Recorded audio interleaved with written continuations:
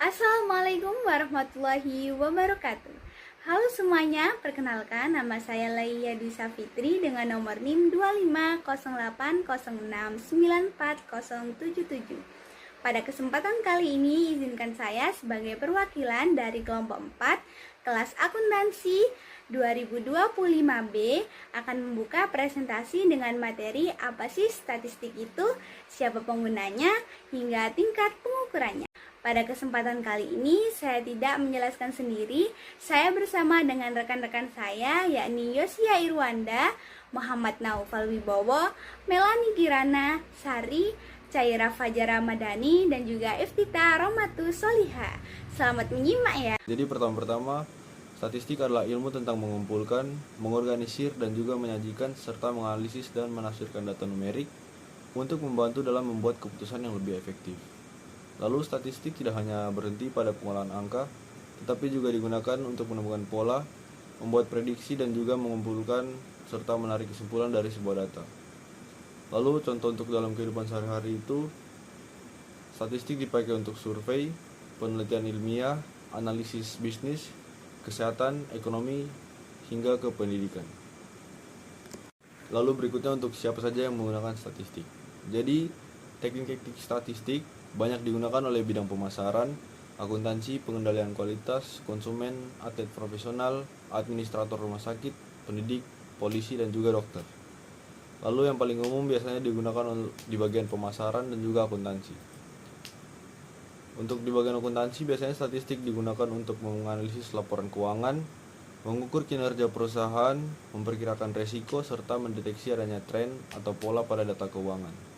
Untuk pada bagian pemasaran, biasanya statistik dipakai untuk menganalisis perilaku konsumen, menentukan target pasar, dan juga mengevaluasi efektivitas iklan. Lalu, terkadang statistik juga dipakai pada bagian administrator pendidik. Statistik membantu dalam mengevaluasi hasil belajar siswa, menentukan efektivitas metode pembelajaran, serta merancang kebijakan pendidikan. Sekian dari saya, berikutnya akan dijelaskan oleh rekan saya. Pada kesempatan kali ini saya akan menjelaskan mengenai jenis-jenis statistik. Terdapat dua jenis statistik, yang pertama yakni statistik deskriptif dan yang kedua statistik inferensial.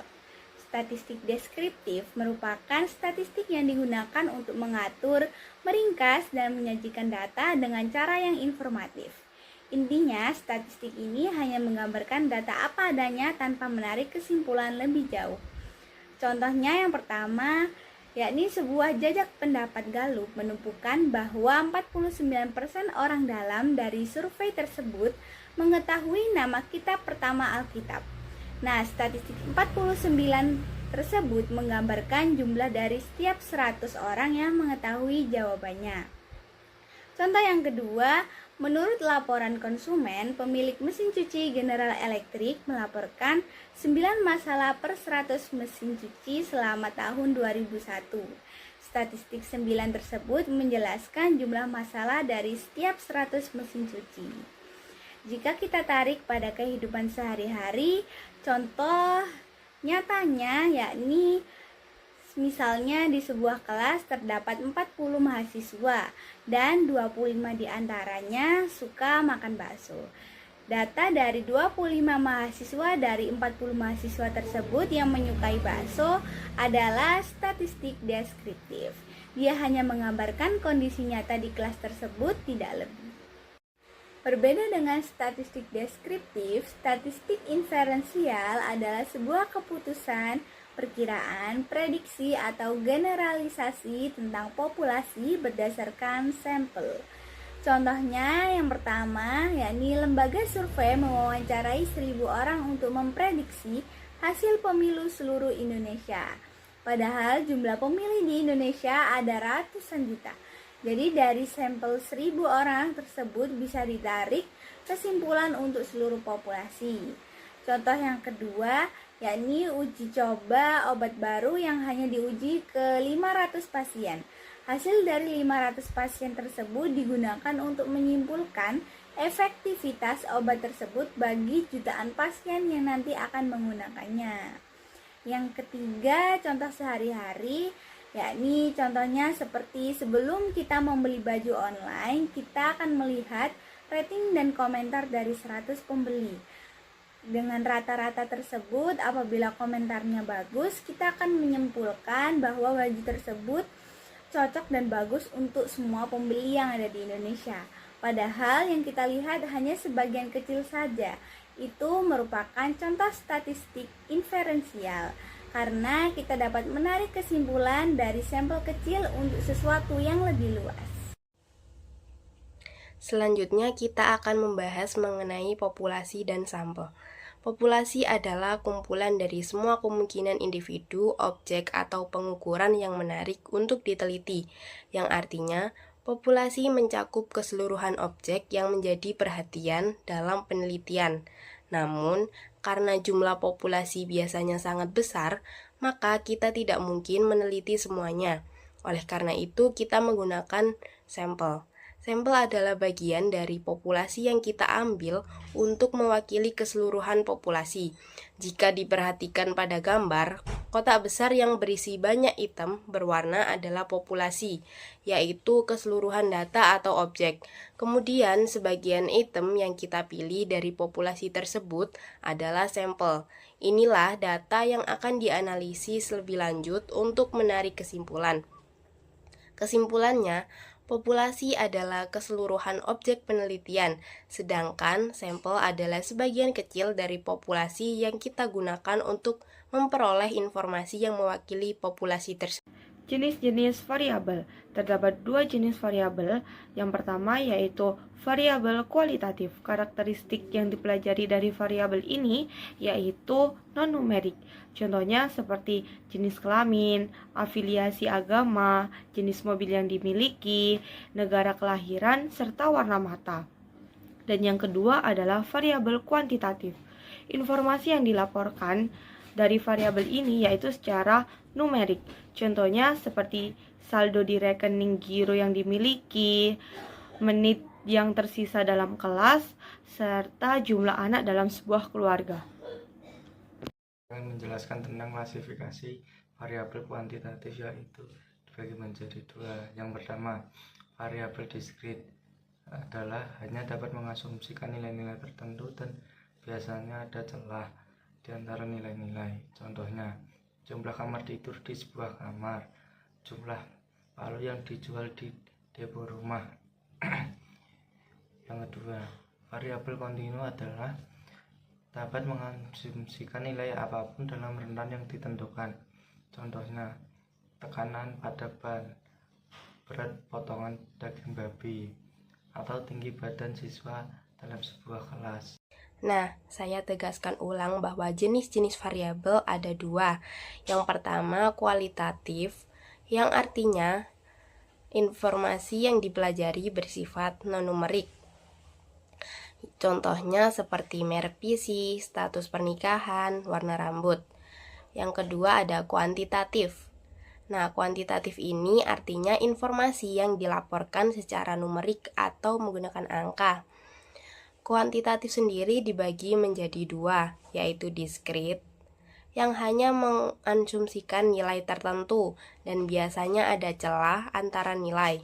Contohnya jumlah anak dalam keluarga, jumlah pukulan dalam satu lubang golf, dan jumlah TV yang dimiliki. Selanjutnya ada kontinu, yang artinya dapat mengambil nilai apapun dalam suatu rentang tertentu. Contohnya seperti jumlah pajak penghasilan yang dibayar, berat badan seorang siswa, curah hujan tahunan di Tempa. 4 tingkat pengukuran data yang merupakan konsep penting dalam statistik dan penelitian. Yang pertama yaitu tingkat nominal. Tingkat nominal adalah bentuk pengukuran paling dasar di mana datanya dikategorikan tanpa adanya urutan atau hierarki. Data pada tingkat ini digunakan untuk membedakan satu kelompok dari kelompok lainnya.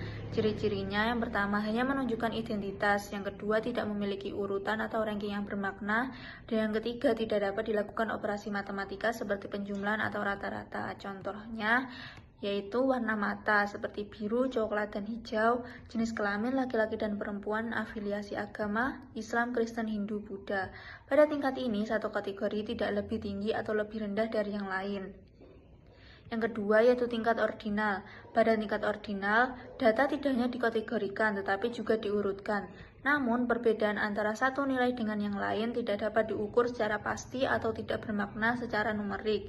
Ciri-cirinya yang pertama memiliki urutan atau peringkat, yang kedua tidak diketahui selisih yang pasti antar nilai, dan yang ketiga masih belum memungkinkan untuk melakukan operasi matematika yang kompleks. Contohnya, peringkat hasil tes rasa minuman ringan. Di peringkat pertama ada Melo Yellow, peringkat kedua ada Sprite, peringkat tiga ada 7up, dan yang peringkat 4 ada Orange Crush. Pada tingkat ini kita tahu urutannya, tetapi tidak tahu seberapa besar perbedaan rasa antar setiap posisi.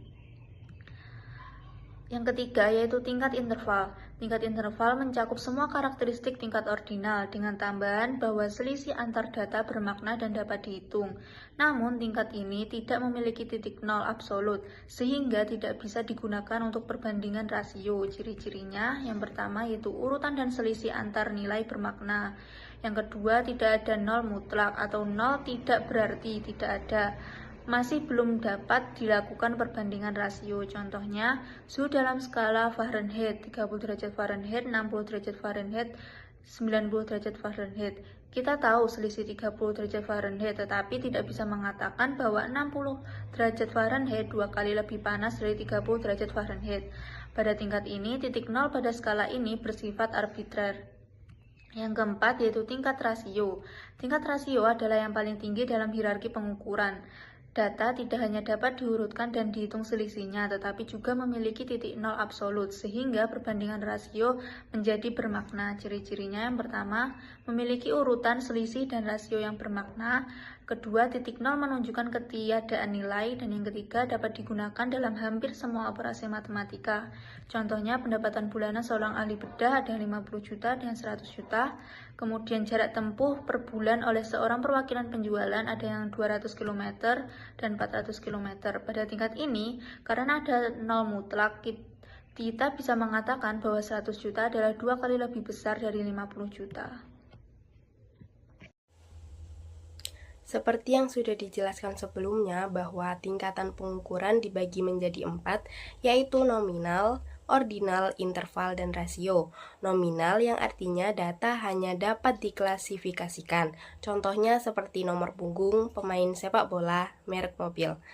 Yang kedua ada ordinal yang artinya data diurutkan atau peringkat. Contohnya seperti peringkat saat kita di kelas. Selanjutnya ada interval, yaitu perbedaan antar nilai bermakna. Contohnya seperti suhu dan ukuran pakaian. Yang terakhir ada rasio, yaitu memiliki titik nol yang bermakna dan rasio antar nilai. Contohnya seperti jumlah pasien yang dilihat, jumlah panggilan penjualan yang dilakukan, dan jarak ke kelas. Sekian video penjelasan dari kelompok 4. Semoga kita semua dapat memahami dan memperoleh ilmu yang bermanfaat. Saya mewakili dari kelompok saya meminta maaf apabila ada salah kata dan juga kurangnya penjelasan. Wassalamualaikum warahmatullahi wabarakatuh.